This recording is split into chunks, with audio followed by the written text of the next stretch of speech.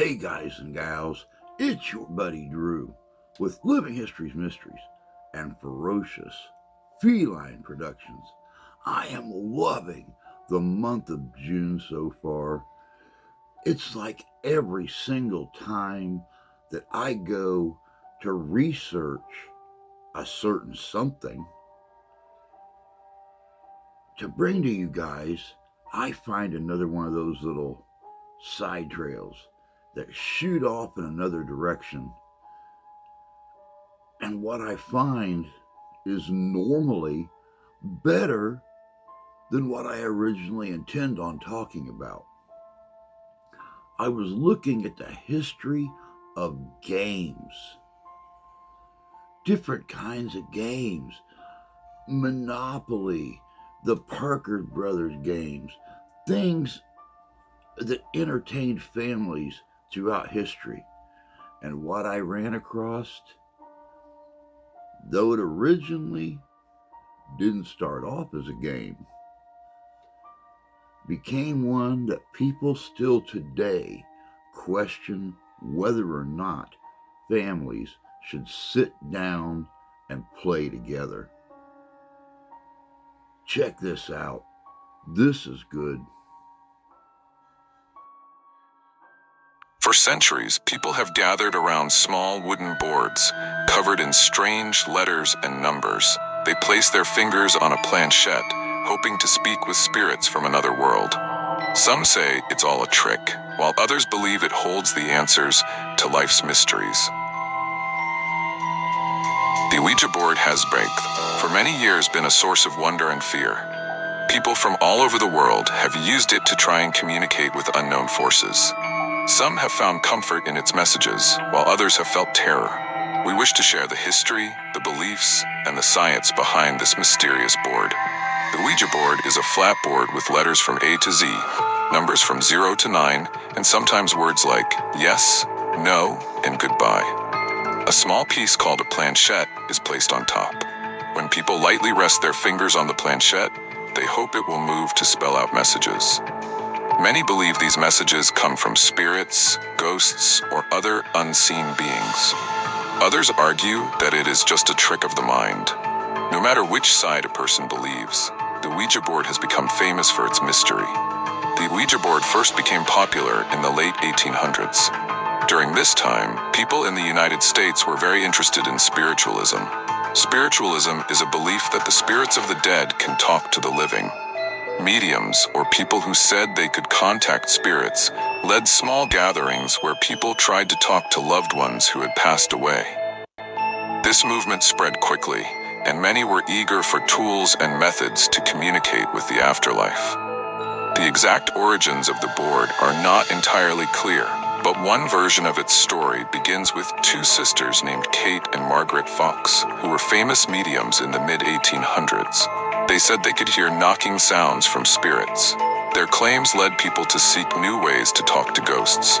By the 1890s, a man named Elijah Bond secured a patent for the talking board, and soon after, a businessman named William Fuld created his own version, calling it the Ouija board. The word Ouija was said to come from combining the French and German words for yes, oui, and ja.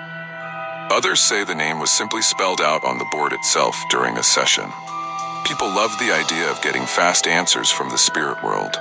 Instead of waiting for knocks or strange sounds, they could watch the planchette slide directly to letters. It felt more direct and clear. The board became a popular game to play at parties, and many families kept one in their homes. Children and adults alike were curious about what the spirits might say. During times of war or great loss, the board grew even more popular as people tried to reach relatives who had passed away. As time went on, two main beliefs appeared. One group said the board was truly a tool for talking to spirits.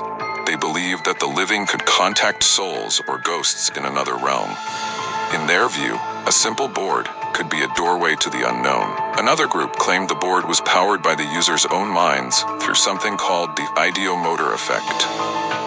The ideomotor effect happens when people move an object without realizing they are doing it. In other words, small unconscious movements push the planchette around, spelling out words. According to this idea, the Ouija board does not speak to spirits at all. Many scientists and psychologists support the ideomotor explanation. They have done tests to show that if someone is blindfolded and cannot see the letters, the messages spelled out by the board often make little sense. This suggests that vision and small muscle movements might be responsible for the planchette's actions. Still, believers say these tests do not prove anything because the presence or mood of the spirits may change under different conditions. Countless stories involve frightening moments with the Ouija board. Some people claim they have spoken to kind spirits who offer helpful advice or words of comfort. Others share tales of darker encounters, reporting that mean or harmful spirits took control of the session. One famous story involves a user who believed they had been contacted by a demon, leading to nightmares and strange events in their home. Many other stories are more comforting, telling of spirits of loved ones saying they are at peace. Because of these dramatic tales, some religious groups warn against using the Ouija board. They say it can open a portal to harmful beings. On the other hand, some argue that the board is just a game, no different from any other type of entertainment. They see it as a fun way to explore the mind's mysteries or to enjoy a spooky evening with friends. In the study of the Ouija board, scientists focus on how the human brain works. They say when a person expects or hopes for a message, their mind helps guide the planchette, even if they do not notice. This does not mean people are always faking it. Often, the movements are truly out of their control. Their brains and muscles work together on a deep level, moving the planchette in ways that feel like an outside force. Some experiments place users behind screens or ask them to wear masks so they cannot see where the planchette is going. In many cases, the messages no longer make sense, suggesting that sight plays a big part in forming words. Scientists also point out that group settings can increase the sense of mystery because multiple people can move the planchette at once. Each person adds small pushes, making the planchette glide around the board smoothly. The Ouija board has appeared in many movies, TV shows, and books. Some stories show it as an innocent game. Others show it as a dangerous tool that summons evil. Because of these dramatic portrayals, many now see the Ouija board as an object of horror or danger. Nevertheless, sales of the board remain steady, especially around Halloween when people seek spooky experiences. In the late 20th century, some toy companies took over production of the board, marketing it as a party game. This caused debates about whether children should be encouraged to contact spirits or if it was simply make-believe. Despite these disagreements, the Ouija board remained popular. Today, it is sold in toy stores and online, and it still sparks questions about the unknown.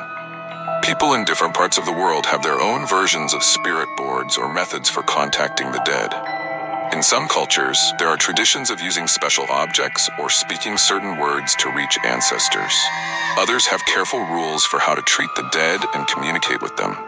While many methods differ, the desire to speak with those who have passed on remains a common human wish. Some see the Ouija board as a Western take on these older traditions. However, critics argue that a mass-produced board cannot compare to deep cultural rituals. They say the spiritual beliefs of certain communities involve special rites passed down for centuries, unlike something sold in a box at a toy store. People who believe in the power of the Ouija board often offer rules and tips for safe use. For example, they suggest starting with a prayer or a positive intention. They warn never to play alone. They also advise to always say goodbye at the end of a session, so any spirit that might be present knows to leave. Some worry that skipping these steps can lead to negative forces lingering around. Skeptics, on the other hand, say these steps do not have any real effect. They see them as part of the imagination.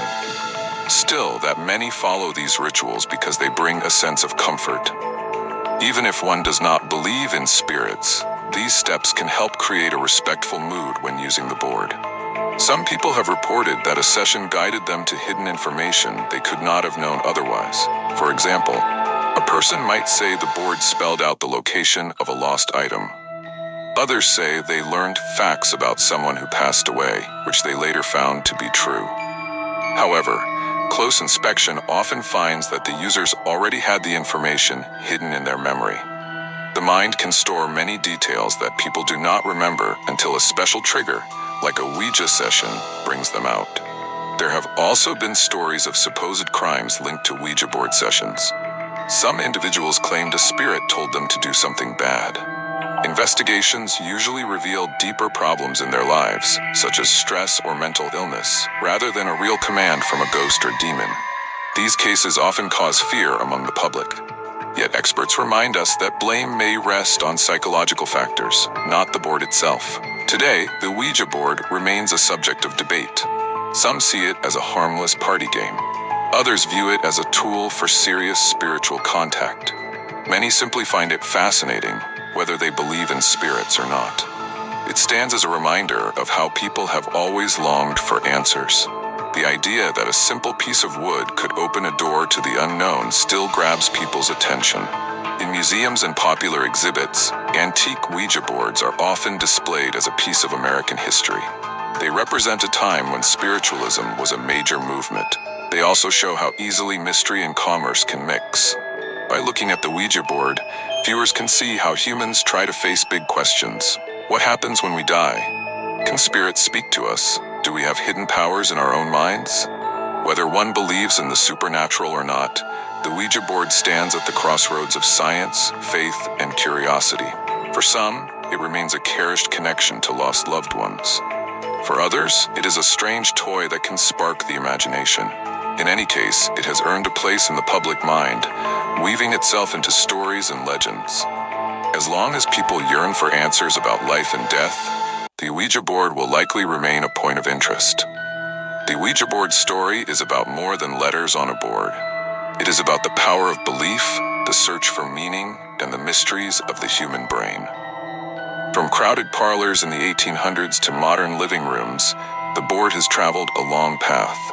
Each user carries with them a question. Is there really someone or something guiding the planchette? Or is the user the true guide, moving it with their own hidden thoughts? That question remains unanswered, leaving everyone to decide for themselves.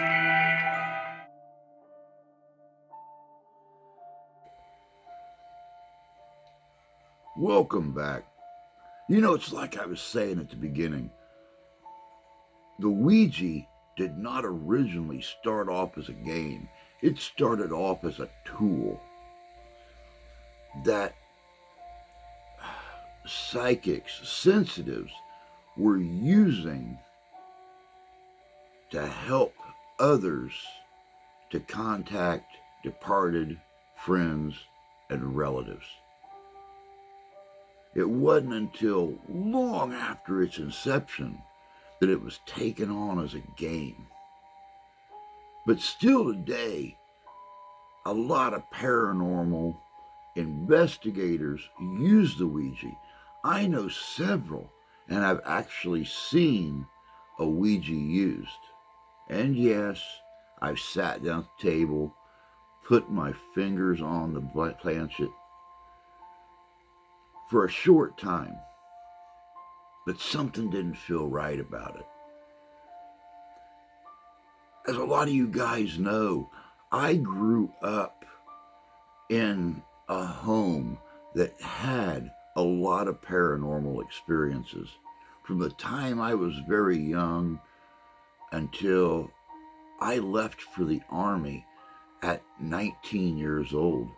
And I remember my mom telling me a story from 1959 when two of her sisters, herself and two of her older sisters' friends, got their hands on a Ouija board in the little town of Landis, Indiana. You got to understand Landis. It's about 20 houses, one church, and one store. It's so small the post office even closed in the late 40s. But they were sitting down in a house that was built in the 1830s, early 1840s. The house had been abandoned for years, and they wanted to sit down and play with this Ouija board. And my mother talked about how, as they communicated with the Ouija board, the wall sconces, the oil lights that were on the wall started to light. The girls got scared, jumped out of the windows, and ran to their houses. Overnight, the house burnt down. What's the true story behind the Ouija board? I've always believed that anything you create contains a little bit of your spirit and your intentions. If I was to ever use a board, it would be a board that I created, that I prayed over, that I blessed, not something that was mass produced or something that was created by somebody else, because I never know what their mental state or their intentions are when creating it. I hope you guys enjoyed this little look at the history of the Ouija board. It's been around for a long time. It's been used by psychics, mentalists, sensitives, paranormal investigators, and just the average family sitting around their living room on a Saturday night. Will we ever know the true power? Is there a true power? Or is it just a game? And the responses we get come from here, not here. Until next time, take care of yourselves. Take care of each other. God bless you. God love you, we do. We'll see you out there.